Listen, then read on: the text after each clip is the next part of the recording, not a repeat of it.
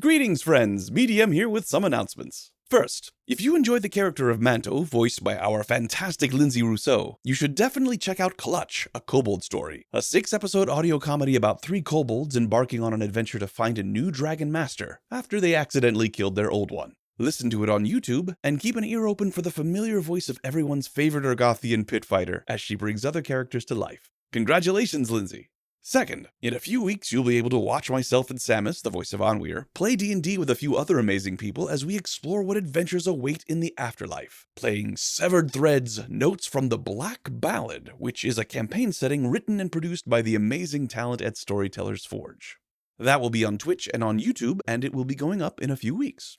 Finally, please consider joining our Patreon. We have subscriptions for a variety of budgets and some very neat rewards to entice you. Also, come and join us on Discord for conversations about the podcast, Dragonlance, or anything at all. That's it for the announcements. On with the episode! Hail and well met, and welcome to Echoes of Krynn, Dragons of the Hidden Flood, a Dungeons & Dragons actual play podcast set in the realm of Dragonlance. We'll begin our episode in just a moment, but first, our players. Hello, I am Jade, and I'm the founder of Lawful Stupid RPG, and I am playing Tharin, the Dwarven Cleric of Shidare. Hi, I'm Sukti Panda. I'm a Twitch streamer, and I play Teely Tumblewood, the Kender Bard. Hi, friends. My name is Samus. I am an opera singer, and I play Onweir, the human rogue and fallen Solemnic Knight. Hi, I'm Chael. I'm not an opera singer. I'm a D&D super nerd, and I play Blip, the Gully Dwarf Barbarian Habope. Hello, I'm Chops. I am a paranormal investigator, and today I'm playing Lhasa, the half-elven wizard. Hiya, I'm Lindsay Rousseau, and I am a voiceover actor, host, and D&D Twitch streamer, and I am playing Monto Bubalina, the human fighter who resides in Urgoth. And I'm Mr. Eager DM. I'm here to guide and to follow. Now, we invite you all to step with us into a world of fantasy, and for our time together, let imagination rule.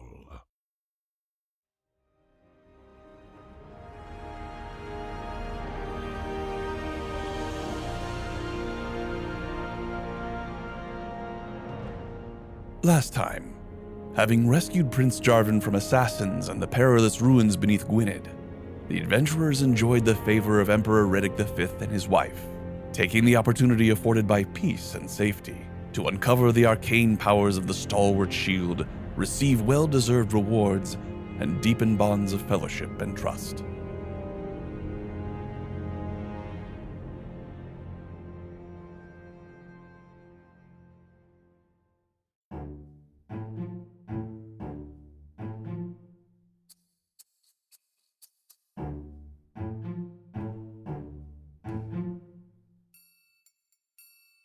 Blip, you are taken to one of the largest rooms you've ever seen. You keep expecting to look up and see the sky.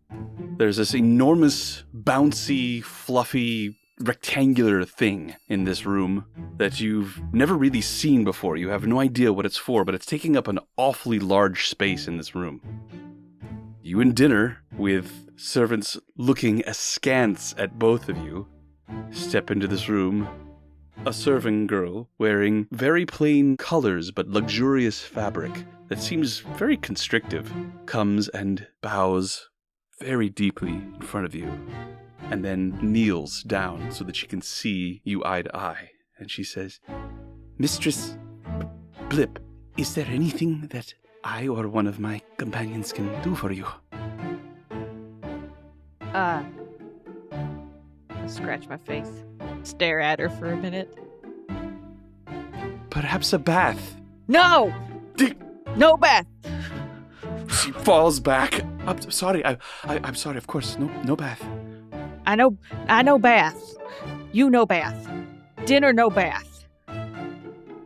You want dinner, but not a bath. I want food. Hungry. Dinner, hungry. You bring Habo food. Now. Oh, of course. Anything that you want. Bread? Ew. Fruit? Meat? Want drumsticks. All of them. You bring all drumsticks. Pile. At once. She stands and scurries very quickly out of the room and then softly closes the door, leaving you and dinner alone in this vast chamber. Yeah, rub my hands together greedily. I get all drumsticks. No more left. All hippos.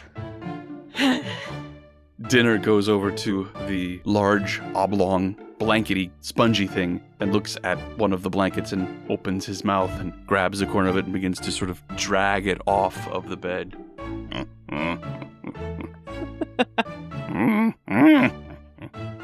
Dinner, what you do? What that? He drops it. There's a large plant that is next to the fireplace. Looks over it and nudges it with his nose and then kicks it over. You right, I know like. Good job. I'll quizzically approach the oblong thing in the center of the room and tentatively approach and poke it. It's spongy. But I'll poke it again. Continues to be spongy. Poke it a few more times. I'll get closer and I will jump up and do my best to scramble up onto the bed. As I scramble onto the bed, there's like this dark, lightly dark sort of trail of dirt and gross that's I'm leaving behind on the white sheets. Dinner, you come. He backs up and comes running towards the bed and at the last moment hops up into the air and lands on the bed, and now you and Dinner are both on the bed. I imagine whenever Dinner lands on the bed, it will sort of cause the bed to bounce. Oh yes. It is very bouncy. That's clearly what this object is for.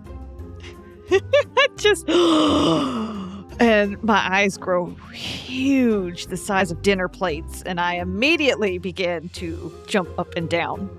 Dinner fun! You jump! We tell! As the two of you jump and jump, leaving clouds of dirt and debris with every single bounce, the door opens and there is a huge tureen piled high drumsticks, all lightly browned, and the wafting smell comes into the room and makes your mouth water. And thus became Olive Garden. Servants presented and then back out of the room. As they enter, I'm jumping, and in midair, I immediately surge forward. Bounce backwards off the bed. And head straight for the drumsticks. As you begin to eat, you become aware that you are not alone in this room. There is standing nearby watching you a very tall man wearing red robes. His hood is up. He's watching you. I stop eating and I'll lower a drumstick, sort of stare at this person.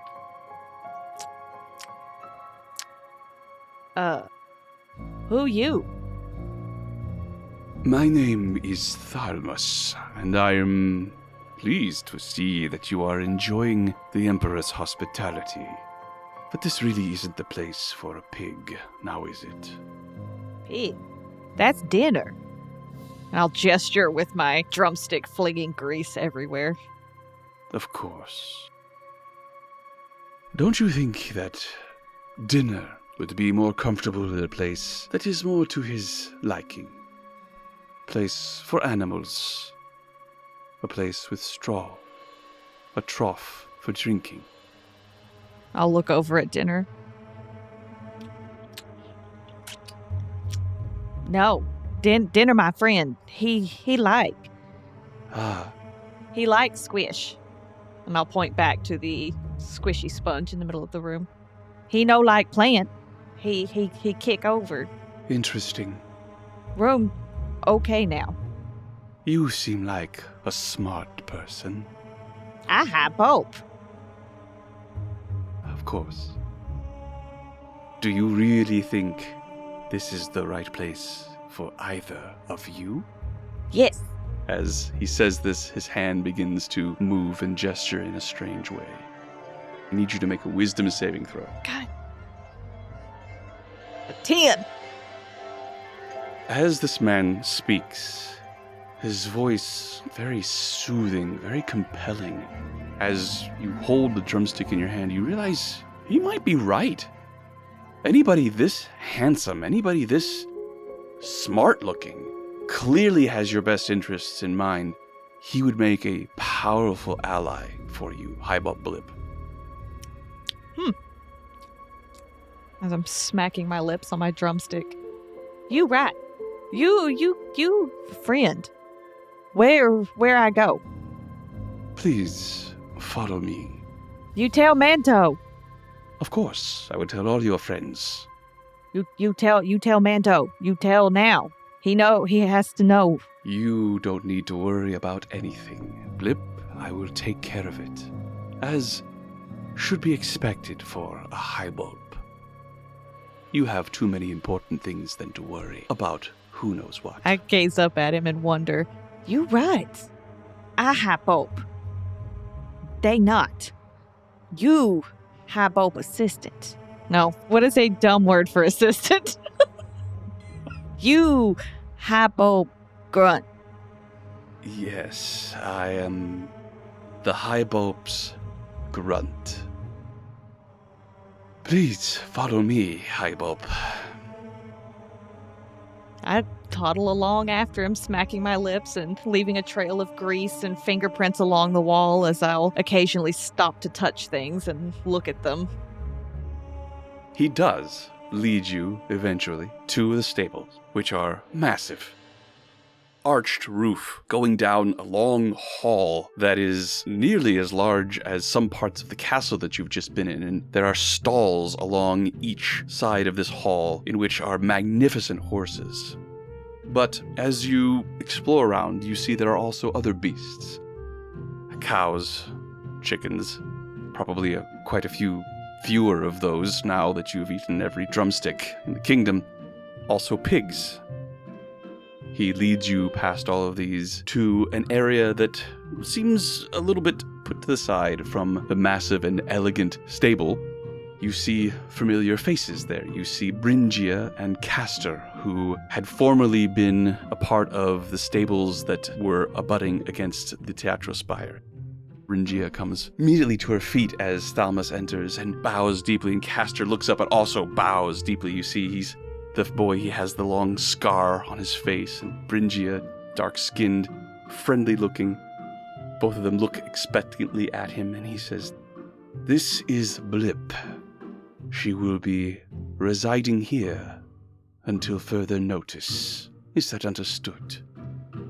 "Yes, my lord. Yes, my lord." "Good."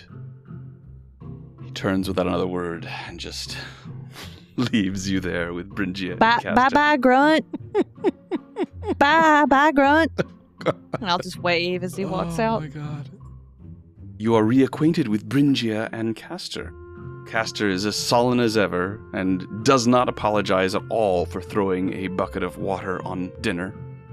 Bringia is pleased to see you. Why you here? What you do? Oh, well, the Teatro Spire burned down, and we managed to find our way back here. We actually work for a man who is in charge of all of the stables in this area. And, well, we were fortunate that he was able to take us in. And it is good to see you again, Blip. Do you want us to try to brush you again? No. You trick. No like. It was Castor. I am well aware of how attached one can be to one's hair. If you don't want to be brushed, then I will not brush you. I promise. I'll gaze at her very suspiciously. sort of sniff. Okay. I'll take a huge mouthful of my drumstick. You won't bite? I'm good, thank you. Now what? This blip home. I high boat. All mine. Gesture wildly, and more pieces of grease and drumstick will fling off of my hands. Castor just, for the love of, stands up and storms out of the area. I agree. A nasty boy. You won't ride dinner? No, thank you. Dinner strong. Steed. You ride him. Ride and battle. Not as good as Manto. She listens to all that you have to say, is very patient. As she goes about her work, you can see her, she's mending various things and keeps looking at you. She is paying attention to all you say and occasionally comes over and pours water in a small cup for you. I nod and I'll chug it all back in one gulp as it just pours down all over the front of my outfit. The secret bath. You would think it would make me clean, but it made me dirtier because it smeared the mud. Eventually, you find yourself becoming sleepy. There is a pallet of hay nearby that has a blanket on it, and this you recognize. This is a bed. Bringia says that it is for you if you want it. My bed.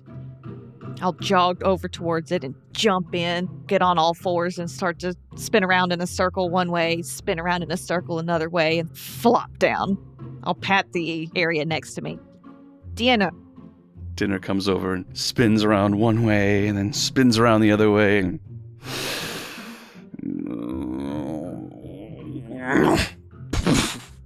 plops down right down next to you. Two of you snuggle up and go to sleep. But, Blip, you dream. Oh no. Why do you say that? Oh no. Anything that you say with an ominous tone, we have learned deserves an oh no. Plus, when has a DM said you dream and it be positive? Keep going. I'm intrigued. You dream. Blip, you are standing in a sewer, but it's a sewer you're familiar with. This is close to the bump mine. Up a ways and to the left, that is where Dutra keeps you and the rest of the Grimers when you're not busy seeing to your duties.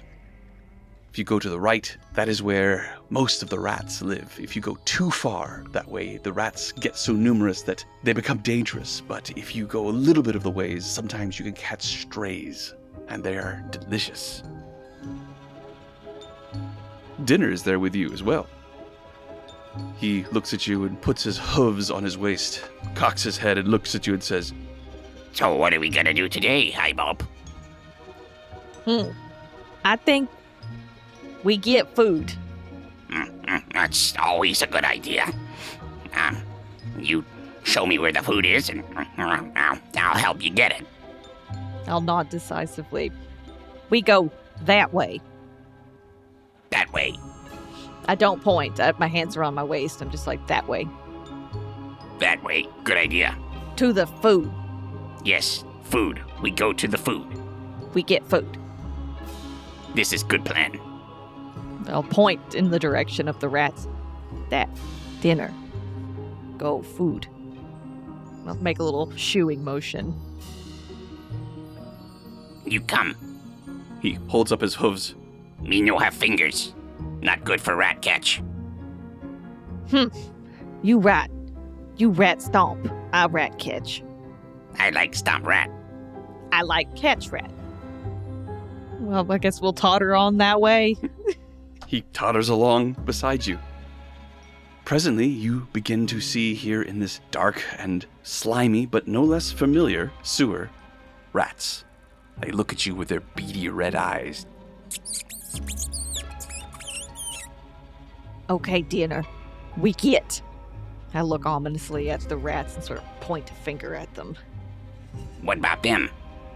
He looks back and you see Manto, Onweir, Teely, and Farron and Lhasa all sitting by a campfire right there in the middle of the sewer, relaxing, looking comfortable, chatting breezily. We get food for them? We get food, Manto. Manto. I like Manto. Manto friend. We get food, him. Me no like dwarf. He no nice. No food for dwarf. No food. Little one. Lot of hair. Loud. We bring one. Yes. He goes over to one of the rats and stomps on it, and there's a squishing sound as Dinner has stopped a rat. Good job. I throw both my arms in the air. I walk over, I'll scoop it up and scoop the guts into my hand, Okay. wipe it off on my hand, and tuck it into my pocket. You see many of these rats around, and one by one, you and Dinner manage to collect a decent amount of them, you catching and wringing their necks, him stomping. Then you see something that is bizarrely out of place. You've never seen anything quite like it here in the sewer. It is a feather. You've seen feathers before, but this one is beautiful. It is green and brown and yellow, and it's perfect. I'll drop the rat that I'm holding, inhale sharply. I'll cautiously approach it, bend over, and gently and tenderly, as best I can, pick the feather up. It's very light. As you bring it up, you're tempted to let it go, and it hangs in the air a moment before lightly floating down and back into your hands. I'll do that a couple more times as I watch it fall. Pretty. I keep. High Bope, keep. As you hold on to this feather, looking at it and focusing on it, there is a hissing sound that begins to grow around you. I'll shake the feather and look at it and hold it up to my ear. Doesn't appear to be coming from the feather. But as you do that, Dinner slowly moves closer to you and puts his back up against yours and says, Hi, Bope. They're lot rats. More rat than I stomp. You look around and see that where before there were maybe 6 or a dozen rats perhaps, now there are dozens and dozens, all of them looking at you with red eyes, and their mouths are a little too large, and they're all open with sharp yellow fangs, and they're hissing at you.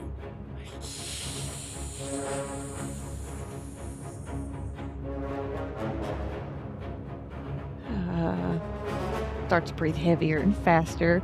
Glance around nervously, tense up. I'll hold the feather lightly in one hand and clench a fist in the other. Where Manto? Manto, save! Hi, Bope. Scared. I scared. Manto! Manto, save! Your voice echoes down the sewer, but you've lost sight of Manto. You look around, and this mass of rats begins to roil and move like a wave.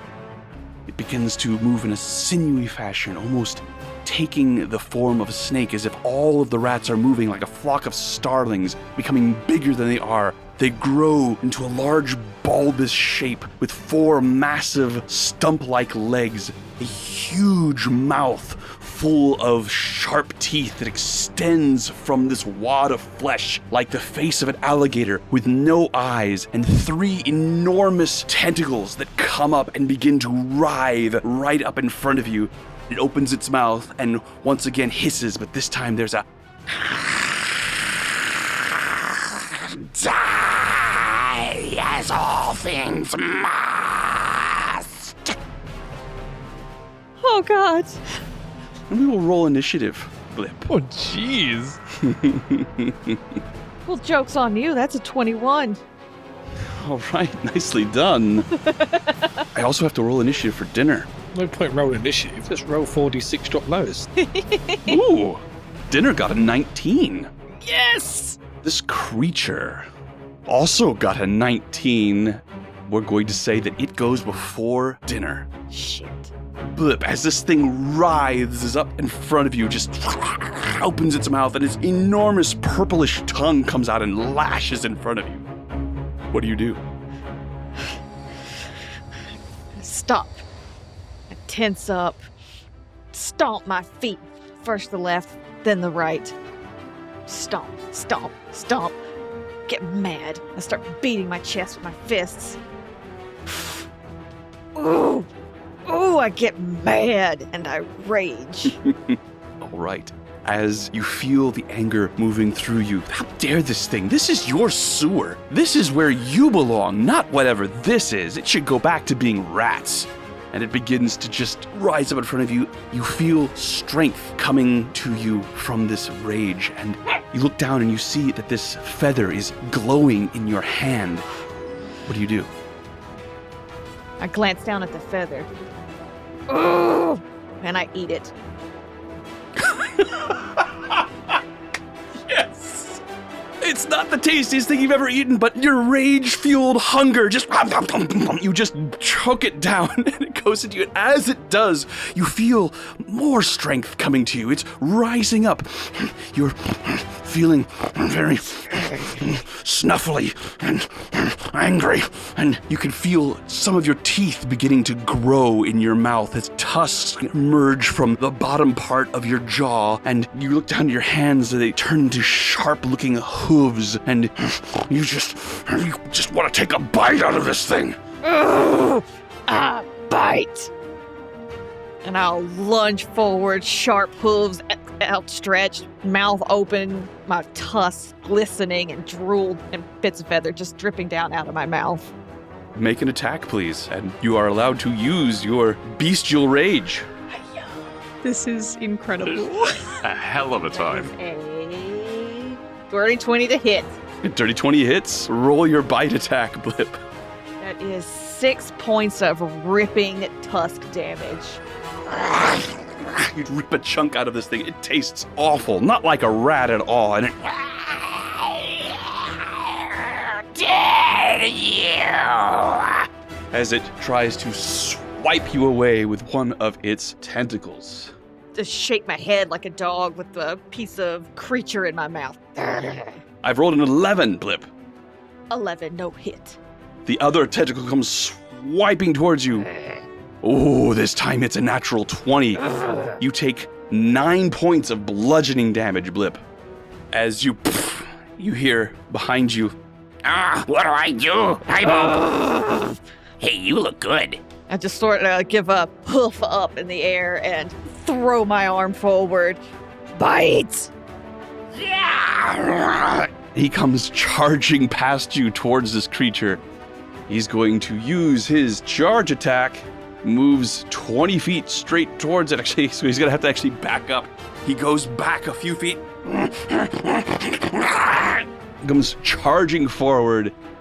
He hits AC 10, which is not going to be enough as he goes right underneath. He puts his head down and barrels through, goes right through the legs of this creature, right underneath it, and skids to a stop the other side of it. So now you and Dinner are flanking this large creature. It is your turn, Blip. Ha bop! I bonk! And I'm gonna lunge forward with my tusks out as far out as I can to take a huge chunk out of this monster. Go for it. 19.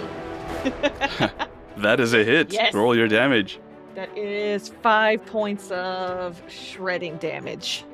All right, you come forward and your tusks clamp down on the large purple tongue of this thing, and you just yank and pull the tongue right out of the creature that makes a guttural noise, and you can tell it's trying to scream and say something, but it can't because it has no tongue. Just it begins to fall apart and rats rain down from it and scurry away. You see dinner behind this creature jumping up and down, stomping on them, trying to kill as many as it can as this thing melts. And all the rats go scurrying away in all directions. I'm going to grab the tongue, part of it in my mouth, the other half in my 2 little hooves, and I'm going to rip it in half. I'm going to gulp down mine and go, dinner, treats, and throw it onto the ground. Dinner comes over and looks at it on the ground and says, I want to eat. Dinner, eat with mouth. Okay. He reaches down and begins to gnaw on this piece of flesh on the ground. As he does, a sense of weary contentment flows through you. You no longer feel quite as angry, just triumphant. This is beautiful. The next morning you awaken, feeling more refreshed than you have in quite some time. You look down at your hands and you see there is a beautiful green, yellow, and brown feather in one of them. And I'll carefully tuck it into my pocket. Does it have teeth marks, Sean? Not yet. Not yet.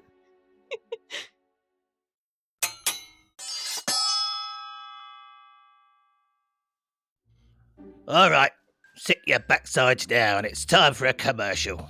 What's a commercial, Farron? Well, it's a special shout-out to those who look after us, you see. In this case, it's when dwarves come together, share our trinkets and collections. Imagine sacred role-play games, collectible cards, miniatures, and even a dwarf's favourite, comic books.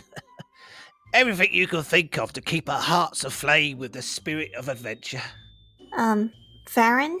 Oh, yes, my dear. You're acting really weird. But where'd you get all this cool stuff? I mean, did you steal it from a dragon's hoard? Well, absolutely not. The cheek of it. Kenda's accusing me. I buy all my treasures from Borderlands comics and games. Incredible merchant. Ooh, does this merchant by chance have a stall in the market square of Gwynedd? Oh, and do they have, those, action figures or statues? Oh, no, girl, they're not in Gwynedd. Oh, yes, Farron. I know just the kind she means. But, if not Gwynedd, then where? They're not from here at all, actually. But they do have just what you described. The merchant can be found in the realm of Greenville, South Carolina. You can also use a sending stone. See if they have just what you're after. Some bizarre, untrustworthy, magical thing, probably of gnomish invention, can deliver it. Ooh, I love gnomes, although I can never understand them. But lucky for you, they're human, just like Anwir and Manto. But they are much more approachable and friendly than our one-armed archer. The prices are great. Imagine just your silver and not your steel pieces. Their shop is very clean and inviting, and they even welcome small folk and have a special area just for them. Like me and Blip? Absolutely not. Oh, no, Teely, come now. Farron clearly means children. You know, and also those small men that come from the 41st millennium. Something about a warhammer, I think. And well painted, too. Oh, so we can't go? Well, only if Anwir takes you both. He'll love that. We'll just have to message them beforehand. No doubt they will have a no Kender and Gully Dwarf policy. Ooh, I love this one. No touching! And this comic Put book? them back! Ooh, what's this Where's my golden Pikachu card? gone? Oh, Get your Teely, wandering hands look. off them. Is that my it's mint so coat at shiny. number They- I 23? thought maybe all Magic cards would be cards. too valuable for you Roll to the carry, spine. so really you should Oh, drink it. oh, Visit Borderlands Comics and Games in Greenville, South Carolina. Read, build, play. Find them at borderlands.us on the web and Borderlands CG on Instagram. Please tell them Farron True Self will send you.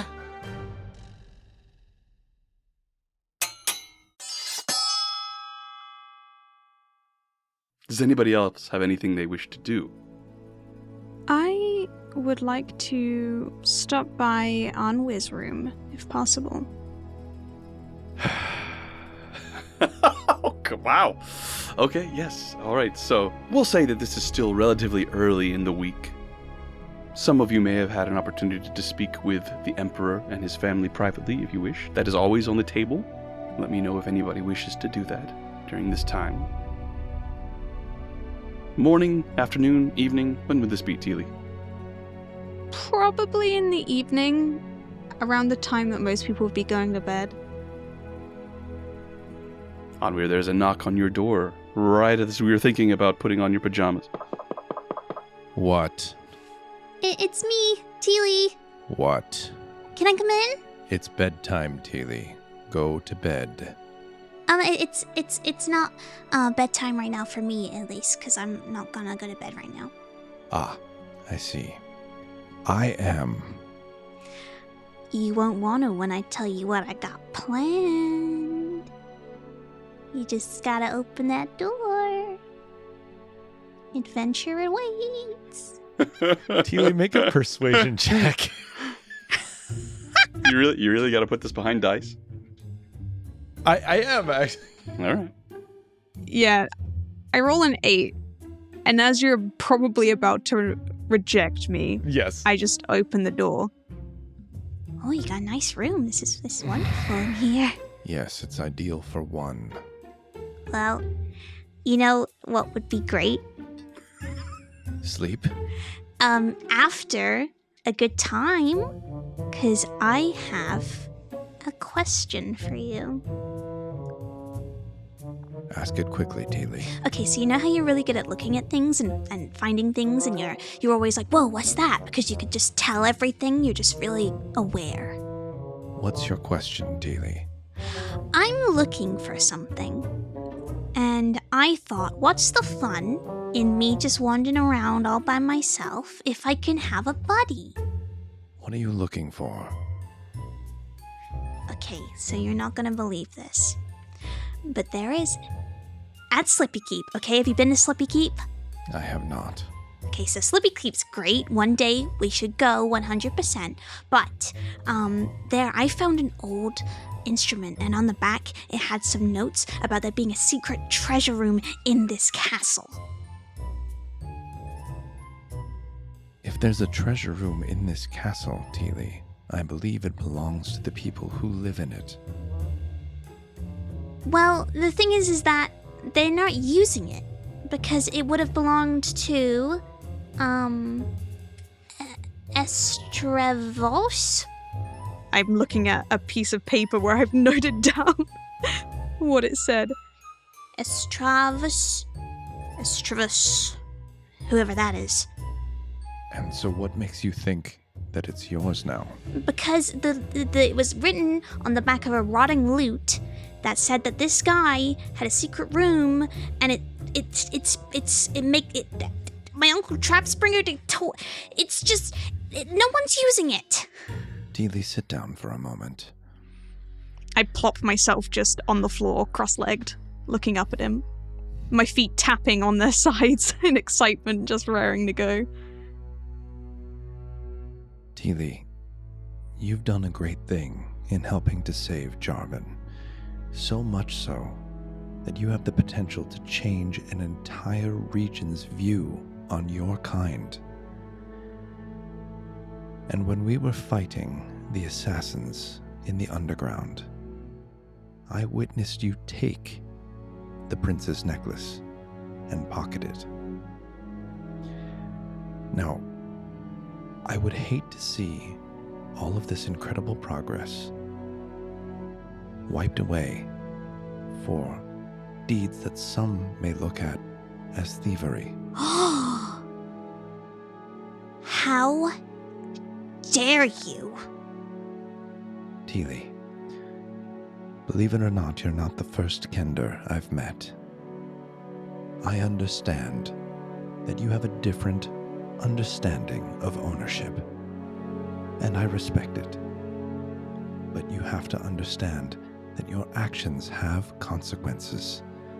And if you want to make changes here, to show people how wonderful Kender actually are, you should be very careful about what you do.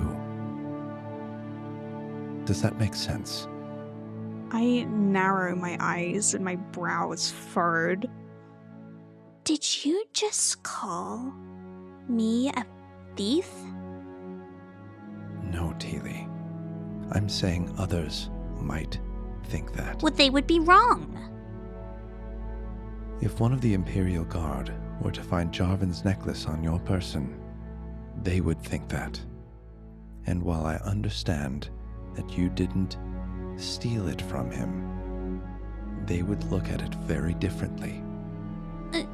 Just hold on a second. So, I'm using my lyre, and he takes it from me. He steals from me. Yes, that was a theft. And when he's not using this thing around his neck, he's not using it. He's just leaving it there. You just let it hang out all willy-nilly, and I take it, and I put it in my pocket, and I keep it safe. That's different. Tilly, he was wearing it. It was on his neck. He was wearing it. But he was laid on the ground. That could have fallen off. I just found it. Maybe this will make more sense. I reach in beneath my robe, and I pull out a necklace that has a very simple, rather unattractive metal band. Do you see this, Tilly? Mm-hmm. This is something that's very, very important to me. I can't even take it off. The chain is forged around my neck. But if you ever happen to find it, it would mean a lot to me if you returned it. I may not be using it. When I'm sleeping, I don't have it in my hand. But if I were to wake up and it were missing, it would cause me great pain. Why is it forged around your neck? You mean you can't take it off? It's just stuck around your neck? Yes, How does that work? it's meant to be a part of me, Tilly. Is it a wedding ring? They're supposed to go on your finger. You see my face wrinkle up in a little bit of anguish. Suffice it to say, Tilly, I would rather lose my other arm. Well, okay, so listen.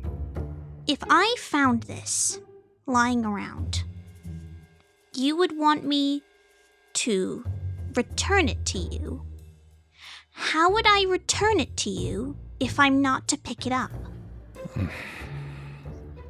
Do you want me to just leave things where they are, or do you want me to pick them up and then return them? I don't understand. I would be here all day if I just grabbed people's possessions and then went, here you go, in case you were looking for this. You weren't using it right now, and it's pointless just being there, but here you go. Wouldn't that get kind of tiresome?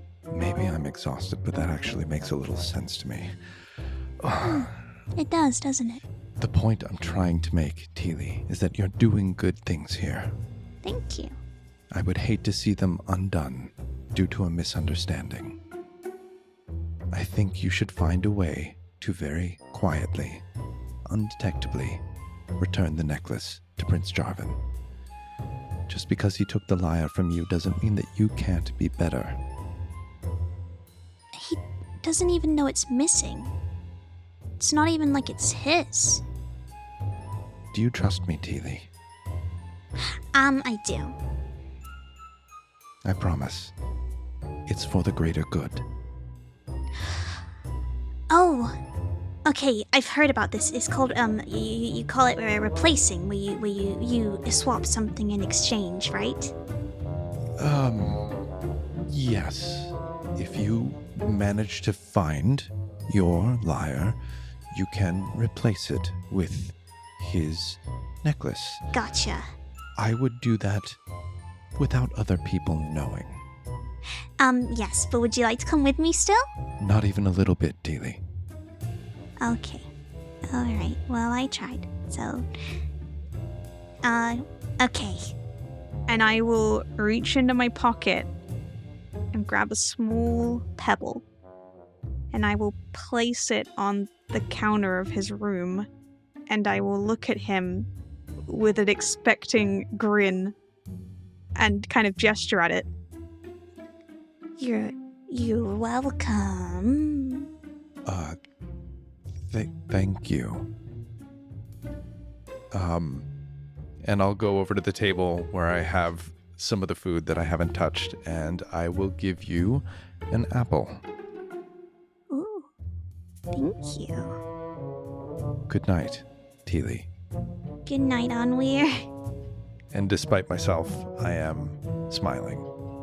I turn around and with this apple in my hand, just looking at it like it's the most beautiful thing in the world, that I kind of walk face first into the the door frame before actually making the correct path and heading outside.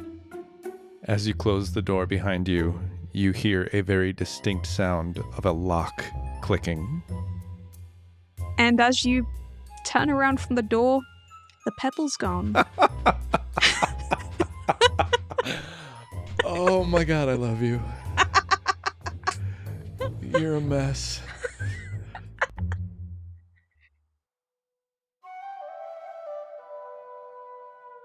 Manto. I imagine you have some things to think about Yes. and perhaps discuss. Yes. First of all, I am sure that my father is terrified that I never came home, and I don't know if the Emperor was smart enough to send a messenger to my father to tell him that I was alive. So I am very concerned that my father thinks I might be dead, since the last he heard, I was thrown in prison. So I need to obviously go home and ensure that I am very much alive. But yes, the Emperor raising the matter of being an Imperial Guard is absolutely something that we need to talk about because we have been avoiding that for many, many, many years. All right, so as you leave the roof and head down to the Shelf District, you pass by familiar places. You've traveled across these streets many times, but have rarely had an opportunity to cross over the bridges that span the gap between the two parts of Gwynedd. It's interesting coming back towards the shelf, looking down on it. It's a perspective on it that you haven't been able to have many times, and you could see how it could become a habit. People who live up here on the roof, always looking down on the shelf. It must play some part, even subconsciously, in how they view that part of the city. Nevertheless, you find yourself home. There is a familiar sound of the banging of a hammer, your father in the forge. Ching, ching, ching. Rhythmic, steady, comforting. I walk straight in. Father! Father! I shout louder. The hammer stops before hitting again as his back is to you, and he freezes. You see his shoulders tense, and then relax, and then ping! One final hit. Grab me them tongs, will ya? Yes, Father. Without even looking, because I know this shop so well, I just reach over on a counter and grab these tongs that he needs and walk towards the forge with them. He takes the tongs and looks at you. See his skin very dark, his beard close-cropped, his head bald. The deep, deep indigo lines that swirl around his face, indicating that he was married, that he is a smith, that he has one child. He takes the tongs, reaches into the fire, pulls out a piece that's been sitting there, red hot, puts it on the anvil and strikes it. Ping! Sparks fly. So, I heard that you were put in prison. It was a misunderstanding. You know how these nobles get when they feel that they have been upstaged. He brought it on himself. Of course he did. Ping!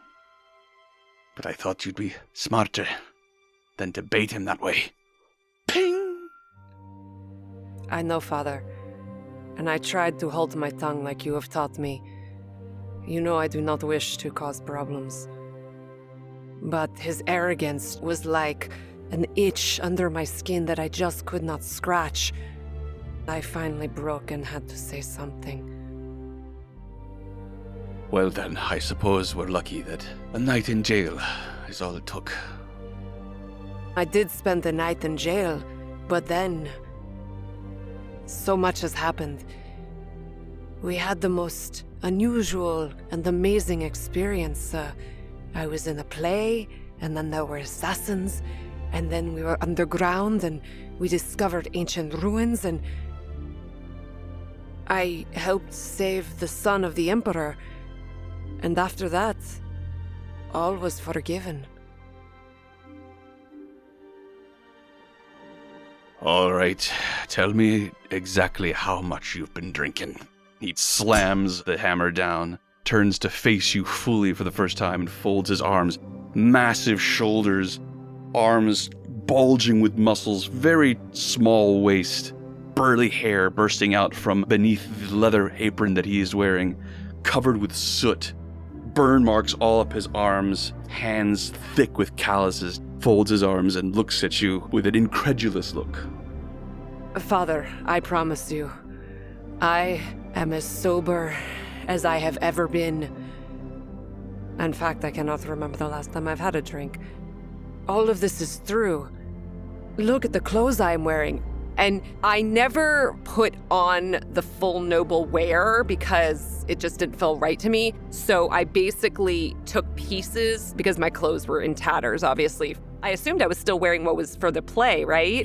Yeah. Yeah, I probably kept the Solemnic Night pants and then just like fashioned a top. But you can tell that I'm wearing fabric that is much higher quality than our family ever would have had access to. So it still looks very subtle and nondescript, but you can tell that the fabric and the sewing is of a quality that we would not be able to afford. He takes a long look at your clothing. I saw the theater burning. We all watched it. That was you. Yes. Assassins came and were trying to assassinate the Emperor's son.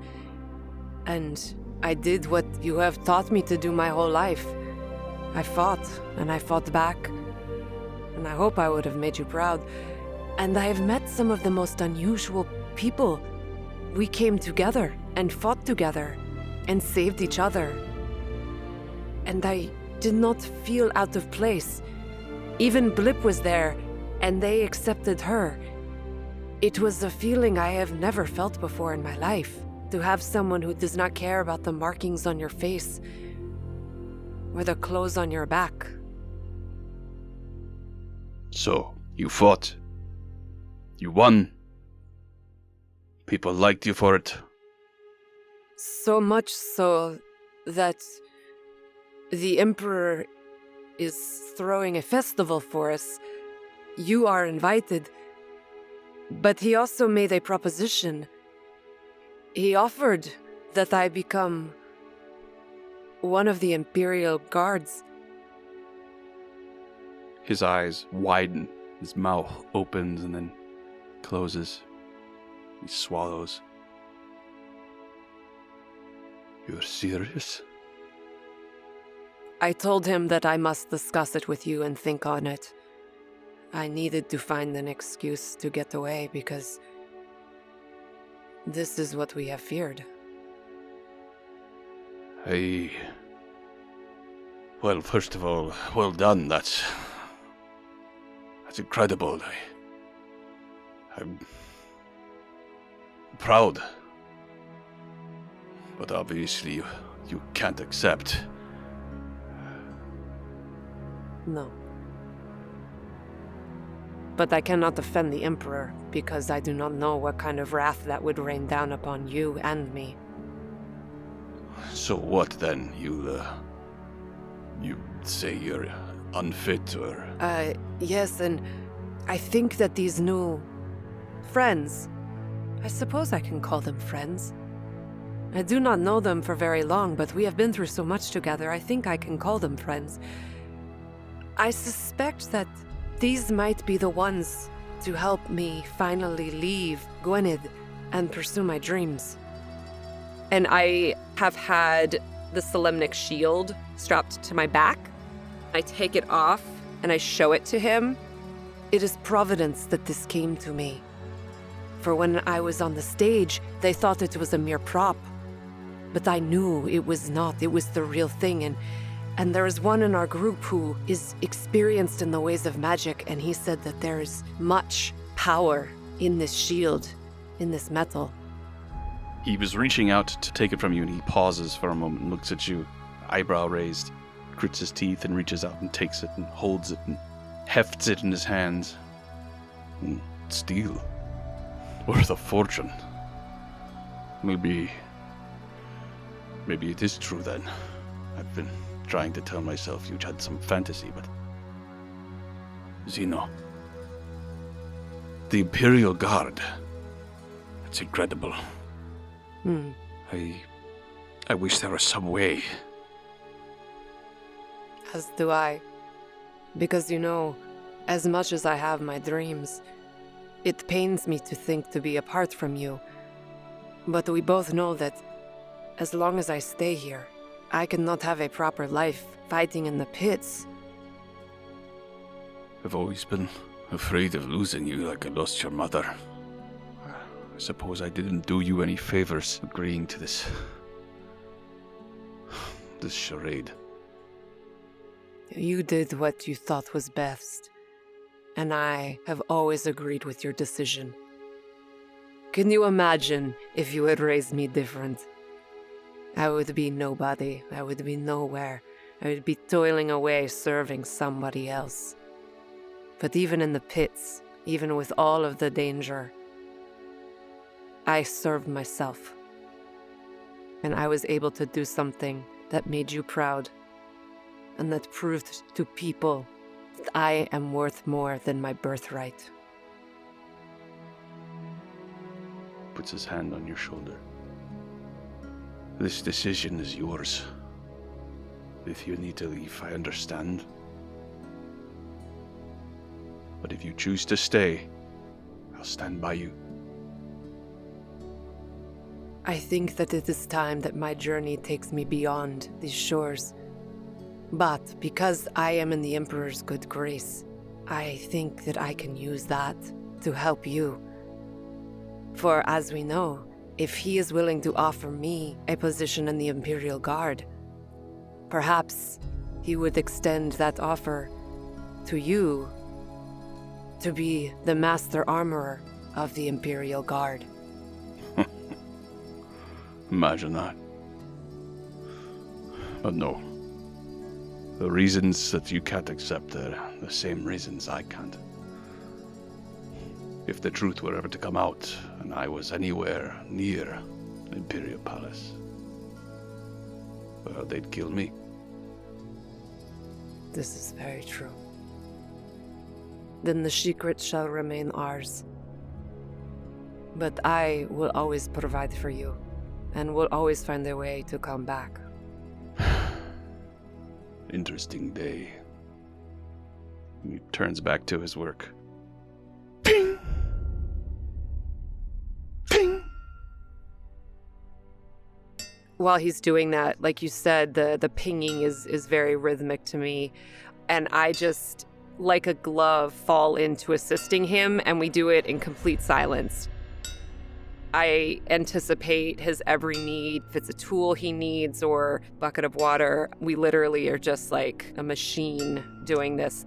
You can tell a sense of peace just comes over me. Like this is a very cathartic kind of meditative sort of thing.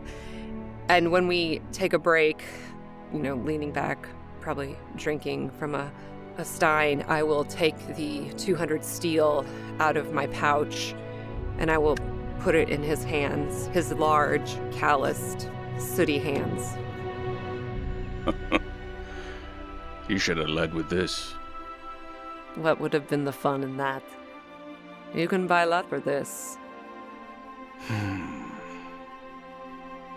Imperial Guard. Well done. I wish things were different. You deserve better, Zeno. All I have ever deserved is you. And with that, I will set my stein down, and I will squeeze his hand, and then walk back out the door. He grabs your hand as you go to leave and pulls you into a huge hug. Just envelops you. You feel small. And I squeeze him back as best I can, but it's like hugging, a a stone wall or something, but it's so comforting to me. And yeah, I just like kind of relax and tears are streaming down my eyes. I'm gonna cry, you guys, I'm gonna cry. I know, right? It's so verklempt. Between Onweir and Lhasa and me and my dad, like, this is a heart-wrenching episode. And then blip. Who's cutting onions? I know, right? Whoever put these tears all over my robe, I blame you for all of this. Oh my god. I feel very fortunate as a DM to have you all as my players. Thank you very much for everything tonight, and I will see you all next time.